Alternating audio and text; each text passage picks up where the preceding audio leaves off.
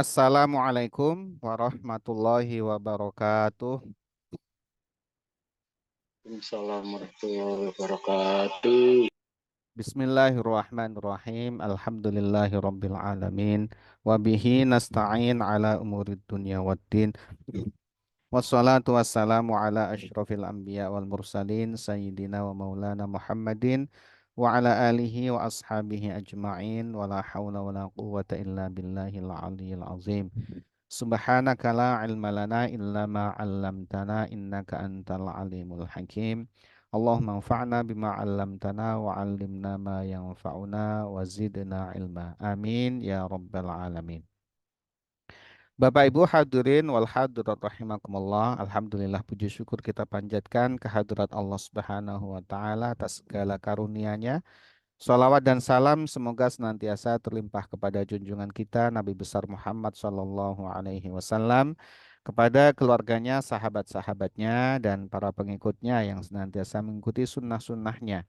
Semoga kita, keluarga kita, dan anak keturunan kita adalah bagian dari pengikut-pengikut Rasulullah Sallallahu Alaihi Wasallam yang akan mendapatkan syafaat dari beliau. Amin ya Rabbal Alamin. Bapak Ibu hadirin wal hadirat rahimakumullah. Alhamdulillah sore hari ini kita diperkenankan kembali oleh Allah Subhanahu wa taala dalam kajian kitab Riyadhus Shalihin. Insya Allah sore hari ini kita akan melanjutkan kajian bab tentang menjaga atau melaksanakan sunnah-sunnah Nabi beserta adab-adabnya.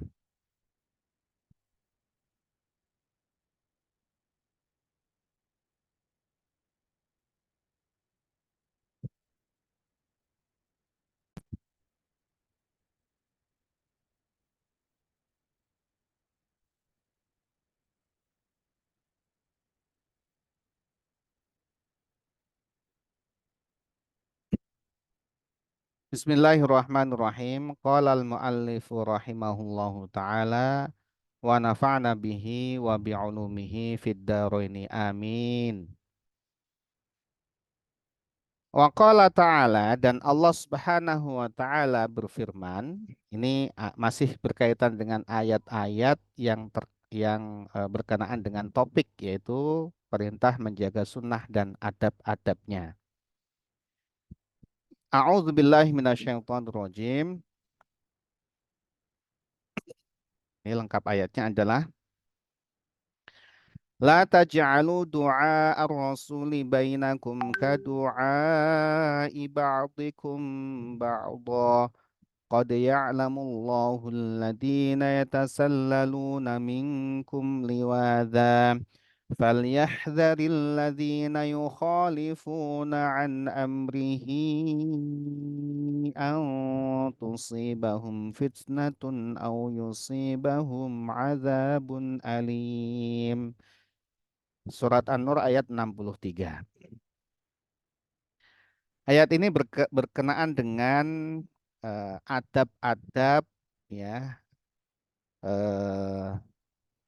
dalam bergaul dengan Rasulullah Shallallahu Alaihi Wasallam, para sahabat para sahabat sebelumnya ada di antara mereka yang ketika memanggil Nabi itu dengan sebutan ya Muhammad, ya langsung dipanggil namanya, atau kemudian ya Abul Qasim, ya Abul Qasim, nama kunyahnya beliau itu Abul Qasim. Jadi kalau dipanggil ya Abul Qasim itu biasa di Arab itu disebut dengan kunyah ya Abu Bakar, ya Abu Bakar. Kalau Nabi ya Abul Qasim. Nah, ini tentu kurang eh, beradab gitu ya di sisi Nabi Shallallahu Alaihi Wasallam. Tetapi di sini tegurannya bukan Nabi yang menegur, yang menegur adalah Allah Subhanahu Wa Taala. Ya, kemudian disebutkan dalam ayat tersebut la taj'alu du'a ar-rasul. Janganlah kalian menjadikan panggilan kepada Nabi Muhammad SAW, kepada Rasulullah Muhammad Sallallahu Alaihi Wasallam, bainakum di antara kalian itu kadu'ai ba'dikum ba'dah. Sebagaimana kalian saling memanggil satu dengan yang lainnya. Ya. mengambil Sayyidina Umar, Abu Bakar dan sahabat-sahabat lain. Ketika memanggil Nabi Muhammad Shallallahu Alaihi Wasallam sebagai Rasulullah, sebagai suri tauladan, sebagai pimpinan, sebagai guru, itu jangan disamakan dengan memanggil sesama kalian. Panggillah ya Nabi Allah atau panggillah ya Rasulullah. Itu ya. Itu bagian dari adab ya para sahabat kepada Nabi Muhammad Shallallahu Alaihi Wasallam. Bahkan Allah Subhanahu Wa Taala ketika memanggil nabinya itu tidak menyebut ya Muhammad, tapi ya Rasulullah atau ya ayyuhar rasul. Itu dalam Al-Qur'an itu kalau ya ayyuhar rasul itu panggilan Allah Subhanahu wa taala kepada Nabi Muhammad sallallahu alaihi wasallam ya. Allah saja memanggil kekasihnya itu ya ayyuhar rasul ya, apalagi manusia gitu ya memanggil Nabi Muhammad ya tentu kalau memanggil ya Muhammad itu tentu kurang adab. Adakah yang memilih Muhammad? Ada siapa? Para Arabi biasanya, para sahabat-sahabat Nabi yang tidak bergaul dengan Nabi, mereka ada di suku pedalaman, ya, para Badui, orang yang tidak ya jarang tersentuh dengan sesuatu yang baru, ya, mereka yang terisolir. Itu ketika memanggil Nabi Muhammad itu beberapa memanggil ya Muhammad. Ya dimaklumi karena mereka eh, suku pedalaman gitu. Kalau kita ya suku anak dalam gitu ya. Nah, ada lagi yang bergaul dengan Nabi, yang sehari-hari ketemu Nabi. Tapi kalau manggil Nabi, ya Muhammad. Siapa itu? Abu Jahal. Ya, itu Abu Jahal, Abu Lahab. Kalau manggil Nabi nggak mau ya Nabi Allah atau ya Rasulullah, pasti manggilnya ya Muhammad. Ya, jadi itu yang membedakan para sahabat dengan ya Abu Jahal CS. Abu Jahal CS manggilnya ya Muhammad. Atau kalau paling sopannya itu ya Abul Qasim. Itu paling sopan itu ya Abu Jahal CS kalau manggil Nabi. Nah, para sahabat tidak. Kemudian setelah ini tentu memanggil Nabi dengan ya Rasulullah. Maka di dalam hadis-hadis akan kita temukan ya teks ketika sahabat menanyakan kepada Nabi itu menyampaikan ya Rasulullah. Ini bagian dari adab. Kemudian dilanjutkan ayat tersebut. Qad ya'lamullahu alladhina tasallaluna minkum liwadha. Ya, sungguh Allah mengetahui sungguh Allah mengetahui orang-orang yang yatasallaluna, yang sembunyi-sembunyi. Minkum di antara kalian liwadha untuk ya nyingkir dari majelisnya Nabi Shallallahu alaihi wasallam. Jadi para orang-orang munafik itu ya itu mereka sebenarnya tidak senang dengan nasihat-nasihat Nabi. Dengan khutbah Nabi itu mereka nggak senang. Maka ketika bermajelis dengan Nabi, mereka ya akan ketahuan tuh nyingkir terus hilang gitu. Ya tanpa izin kepada Nabi Muhammad Shallallahu Alaihi Wasallam. Jadi ini juga bagian adab dari taklim, ya bagian adab dari taklim para sahabat diajari ketika ingin keluar dari majelis, ya keluar dari majelisnya Nabi, maka angkat tangan. Ketika Nabi khutbah, ya angkat tangan saja, maka Nabi akan memberi isyarat supaya silakan keluar begitu, isyarat. Kalau beliau khutbah, kalau beliau sedang pengaji biasa ya tentu izin, ya. Itu para sahabat-sahabat yang benar imannya. Beda dengan orang-orang munafik. Yang ketika orang munafik itu begini, mereka itu suka suka nimbrung gitu. Mereka tidak dapat izin sebenarnya. Tidak minta izin, bukan dapat izin, tidak minta izin. Ketika ada majelis Nabi, ada sahabat yang izin. Ya, ini sahabat yang benar imannya, izin ya Nabi ada keperluan. Silakan. Kemudian ketika beliau keluar, ini orang munafik dompleng aja ya. Dompleng aja dia gitu ikut keluar. Atau apa dibalik sahabat tadi itu ya seperti kayak nyingit gitu ya. Nah, begitulah karakter ya orang-orang yang kurang beradab. Beda dengan para sahabat yang ketika dia di majelis Nabi, ya ada keperluan memang, ya itu kemudian minta izin, ya izin kepada Nabi, ngangkat tangan atau kemudian secara langsung menyampaikan izin untuk keluar dari majelis. Ya, sedangkan orang yang nyingit-nyingit, ya keluar diam-diam, ya tanpa izin Nabi, maka itu tentu menjadi orang yang menyelisihi Nabi sebenarnya. Mereka menyelisihi Nabi. Seperti itu ya tidak semestinya. Falyahdharil ladzina yukhalifuna an amrih. Falyahdhar, maka hendaklah takut ya. Alladzina yaitu orang-orang yukhalifuna yang mereka menyelisihi an amrihi dari perintahnya Nabi Muhammad Shallallahu Alaihi Wasallam. Ini kalau dibaca di kitab tafsir, ini hinya kembali kepada Allah karena memang hak mutlak perintah itu sumbernya dari Allah Subhanahu Wa Taala atau Rasulnya. Jadi dua-duanya benar. Dalam konteks topik ini ya ini diambil Rasul ya benar karena perintahnya Nabi udah jelas itu juga perintahnya Allah Subhanahu wa taala. May yuti'illaha faqad Allah. Itu sudah rumus. Kita taat kepada Nabi, udah otomatis kita juga taat kepada Allah Subhanahu wa taala. Kita maksiat kepada Nabi, durhaka kepada Nabi, udah pasti durhaka kepada Allah Subhanahu wa taala. Jadi benar ini. Maka hendaklah takut orang-orang yang menyelisihi perintahnya Nabi. Dengan tadi itu nyingit-nyingit, nyingkir tanpa izin. Ya, itu kalau di majelisnya Nabi. Kalau dalam amaliyahnya ya jelas tidak mau mengikuti Nabi. Orang-orang munafik itu ya tampak di luar saja gitu ya. Di dalamnya itu tidak iman dia. Apalagi di luar majelisnya Nabi, ketemu dengan orang-orang bala-balanya sana. Gitu ya. Mereka malah menyusun permusuhan, menyusun rencana-rencana jahat. Ya, itu hendaklah takut orang-orang yang demikian itu. Nah, ini juga menjadi pelajaran bagi kita semua ya dalam bermajelis ya. Ketika ada seorang ustadz, seorang guru ya di dalam satu majelis ya jangan ingat terus tiba-tiba tanpa izin guru terus pergi saja ya. Kalau mau keluar atau mau izin ya minta izin kepada guru. Ini sudah dicontohkan oleh para sahabat ya, sangat indah sekali. Apa takutnya antusibahum yaitu akan menimpa kepada mereka fitnatun. Itu adalah fitnah, ujian atau cobaan di dunia. Berupa apa? Berupa ujian hati. Ya, kalau orang-orang itu suka menyelisih Nabi nanti hatinya akan makin berat. Berat dalam mengikuti Nabi makin berat ya.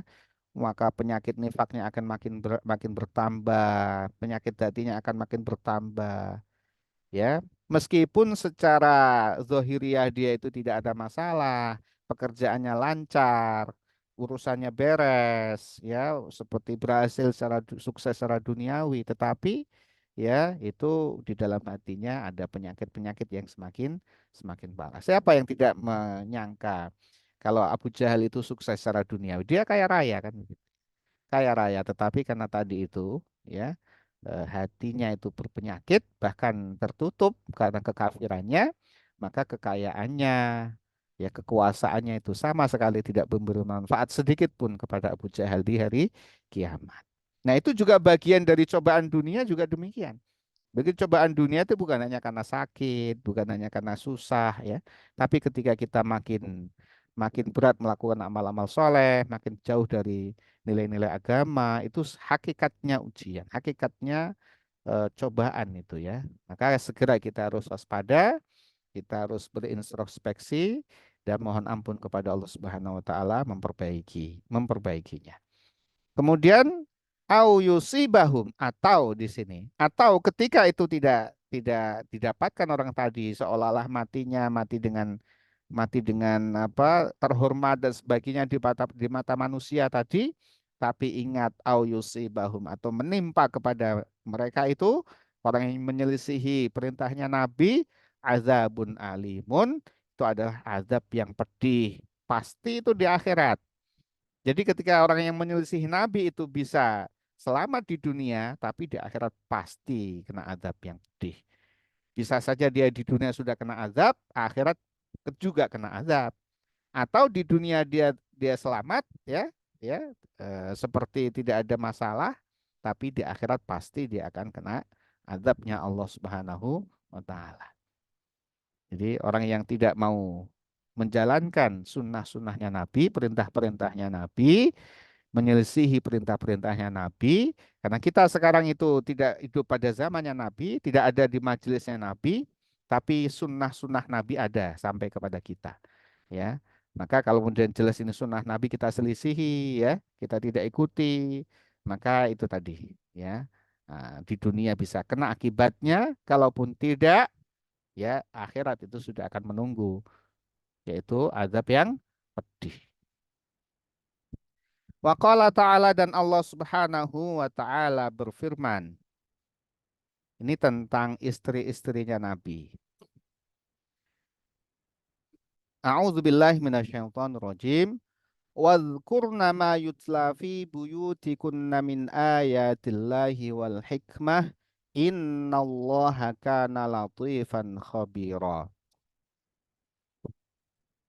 Jadi ini juga bagian dari adab, ya, kepada ummahatul muslimin, kepada istri-istrinya Nabi.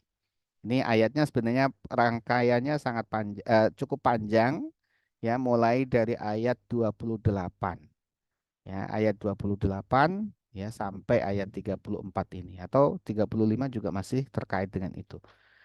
Wadhkurna, dan ingatlah, ya, ingatlah kalian wahai ummahatul muslimin, wahai istri-istrinya Nabi.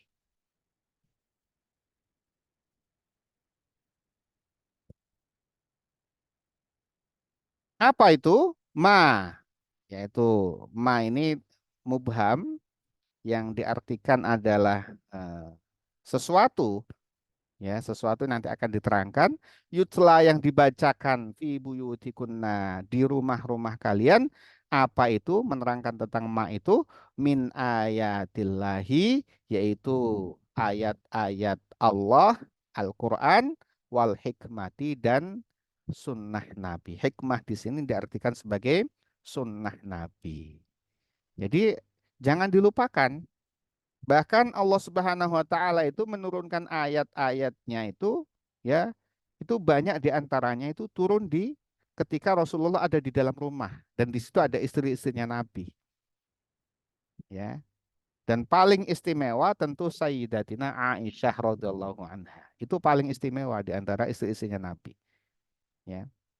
Kenapa? Karena ada ayat-ayat yang turun ketika Nabi sedang, misalkan sedang eh, bermanja dengan Sayyidatina Aisyah, ya, tiduran di pangkuannya Sayyidatina Aisyah, turun ayat. Dan ini tidak ada di istri-istri yang lain, ya. Ini memang paling istimewa di antara istrinya Nabi itu Sayyidatina Aisyah. Ini tapi secara keseluruhan juga, ya, rumahnya Nabi yang tentu istri-istri Nabi ada di dalam rumah itu turun ayat di dalam rumah. Nah, itu dibacakan. Maka ingatlah apa yang dibacakan di rumah kalian, wahai istri-istrinya Nabi, yaitu ayat-ayat Allah, Al-Quran, dan Sunnah. Innallaha kana latifan khabira. Sesungguhnya Allah Subhanahu wa taala kana, itu adalah zat, latifan, yang maha lembut, khabira, dan maha meliputi, maha teliti, maha mengetahui. Allah maha lembut. Maha lembut itu maha maha ya, sesuatu yang terbaik untuk hambanya itu, memberikan yang terbaik untuk hambanya, tahu yang terbaik untuk hambanya, maka mengikuti petunjuk-petunjuk Allah, petunjuk-petunjuk Nabi Muhammad SAW akan membawa keselamatan manusia dunia dan akhirat. Karena Allah maha mengetahui, ya, maha lembut, yang terbaik untuk hambanya yang demikian ini. Seluruh rangkaian syariat ini itu terbaik untuk hambanya. Sholat itu kalau dilaksanakan dengan sepenuh-penuhnya, ya, dengan kekhusyuan, dengan gerakan yang sesuai dengan sunnah, maka akan membawa maslahat yang sangat besar, ya. Inna sholata tanha anil fahsya'i wal munkar. Sholat itu bisa mencegah dari perbuatan keji dan mungkar, ya, secara hikmah itu, secara fisik itu sangat menyehatkan sekali. Ya, apalagi dilaksanakan 5 waktu tepat pada waktunya, tambah dengan sholat-sholat sunnah, apalagi di sholat malam, ya, kemudian sholat duha. ya, sholat-sholat yang itu semua dilaksanakan dengan sebaik-baiknya, itu membawa maslahat yang terbaik untuk hambanya. Sholat, puasa, ya, itu juga membawa maslahat yang luar biasa untuk hambanya, ya. Dan ikuti yang sudah apa, eh, atur oleh syariat ini. Tidak perlu kita tambah-tambah dan sebagainya, ya. Mengikuti yang tidak ada aturan dalam agama atau membuat-buat sesuatu yang kemudian menyelisih agama kita. Puasa dari mulai subuh apa mulai fajar sampai maghrib ini kita jalankan dengan sebaik-baiknya akan membawa maslahat yang sangat besar kepada diri kita. Ya, yang itu kalau dikupas di ilmu kedokteran itu luar biasa manfaat puasa itu. Ya, tetapi ketika sudah buka, beda lagi nih. Ya, kalau kemudian balas dendam, apa yang ada di meja, gorengan-gorengan semua dilahap semua sebagai upaya balas dendam, maka ya tentu upaya mencegah dari makanan tadi itu seolah-olah jadi tidak ada manfaatnya gitu ya. Akhirnya kolesterol malah tambah naik, berat badan tambah naik, dan asam urat segala macam malah setelah puasa malah berat badannya malah tambah ya. Tentu ini bukan sesuatu yang ya tidak sebagaimana mestinya. Kan ada adab-adabnya ketika buka, kemudian nanti sahurnya kapan ya dan seterusnya. Apabila semua ajaran agama ini dilaksanakan dengan sungguh-sungguh, maka dampaknya itu sangat baik kepada hambanya. Ini kenapa? Karena Allah adalah maha lembut. Ini maha lembut itu demikian. Maha lembut itu maha mengetahui yang terbaik untuk hambanya. Allah maha tahu seluruh struktur tubuh kita, jiwa kita, mental kita, semua akan direparasi dengan sebaik-baiknya dengan agama ini, cukup dengan agama ini. Tidak perlu misalnya konselor apa konseling kemana ke yang sampai juta-jutaan sampai puluhan juta. Cukup dengan menjalankan agama dengan sebaik-baiknya beres semua masalah. Insya Allah. Ya masalah jiwa utamanya gitu ya. Tapi kalau masalah harta ya harus bekerja ya. Kalau nggak bekerja pokoknya menjalankan sholat, ngaji segala macam terus uang datang sendiri nggak mungkin. Ya harus dengan ya, bekerja. Bekerja juga dalam rangka menjalankan aturan agama. Kita bekerja itu ibadah. Kenapa? Karena bekerja itu akan memperkuat kita untuk ibadah. Sesuatu yang bisa kewajiban itu dilaksanakan dengannya, maka itu menjadi wajib. Ya, bekerja untuk mencukupi kebutuhan keluarga, untuk anak istri, itu ibadah yang sangat mulia. Jadi semua menjadi nilai ibadah. Khabira maha meliputi, maha mengetahui semua hambanya. Di semua makhluknya itu diliputi Allah Subhanahu wa taala, diketahui oleh Allah Subhanahu wa taala. Tidak ada yang luput dari pandangan Allah Subhanahu wa taala. Kok bisa ya? Ya bisa, Allah Maha Khabira. Kalau kita nggak bisa, kita yang di luar tembok kita aja nggak tahu apa yang terjadi di sana gitu ya. Ya karena kita terbatas, kita manusia sangat terbatas. Allah Khabira, Maha meliputi semuanya. Ya. Oleh karena itu Bapak Ibu hadirin wal hadirat rahimakumullah ya, semoga kita dijadikan hamba Allah Subhanahu wa taala yang dengan sadar kemudian selalu berupaya untuk mengikuti anjuran-anjuran perintah-perintahnya Allah dan Rasulnya ya, dan insya Allah kita akan dijadikan sebagai hambanya yang bertakwa, amin ya rabbal alamin. Baik, selanjutnya kita hadis yang pertama insya Allah akan disampaikan di pertemuan yang akan datang. Mari kita berdoa di saat yang mustajabah ini, ya, di saat kita menjelang buka puasa. Bismillahirrahmanirrahim. Alhamdulillahirabbil alamin. Hamdan yuwafi ni'amahu wa yukafi'u mazidah. Ya Rabbana lakal hamdu kama yanbaghi li jalali wajhikal karim wa azim sultanik. Subhanaka la nuhsi sana'an 'alaika anta kama asnaita 'ala nafsik. Allahumma salli wa sallim wa barik ala sayyidina Muhammad wa ala alihi wa ashabihi ajma'in. La ilaha illallah azimul halim. La ilaha illallah rabbul arsyil karim.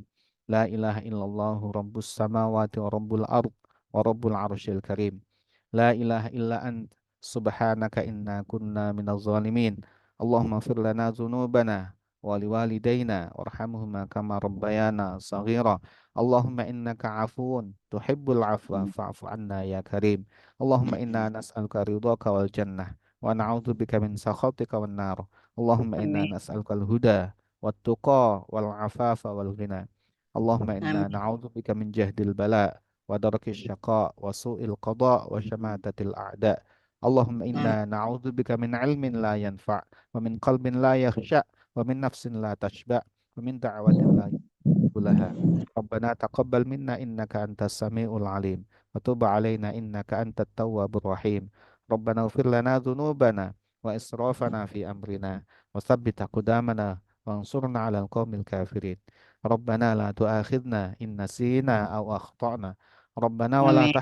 علينا إصرا كما حملته على الذين من قبلنا ربنا ولا Amin. تحملنا ما لا طاقة لنا به واعف عنا واغفر لنا وارحمنا أنت مولانا فانصرنا على القوم الكافرين ربنا هب لنا من أزواجنا وذرياتنا قرة أعين واجعلنا للمتقين إماما ربنا Amin. ظلمنا أنفسنا وإن لم تغفر لنا وترحمنا لنكونن من الخاسرين ربنا آتنا Amin. في الدنيا حسنة وفي الآخرة حسنة وقنا عذاب النار وصلى الله على Amin. سيدنا محمد وعلى آله وصحبه وسلم سبحان ربك رب العزة عما يصفون وسلام على المرسلين والحمد لله رب العالمين الفاتحة. Amin.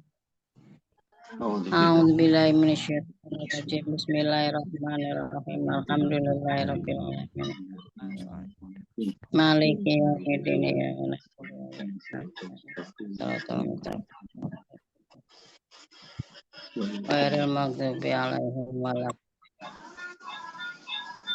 Kita tutup kajian kita dengan baca doa kafaratul majlis. Bismillahirrahmanirrahim. Subhanakallahumma wa bihamdik asyhadu an la ilaha illa anta astaghfiruka wa atubu ilaik. Walafu minkum wassalamualaikum warahmatullahi wabarakatuh. Waalaikumsalam. Waalaikumsalam warahmatullahi wabarakatuh. Terima kasih Bapak Ibu semua. Selamat Teman-teman berbuka semuanya, puasa selamat berbuka semuanya. puasa. Ye, izin live ya Bapak Ibu.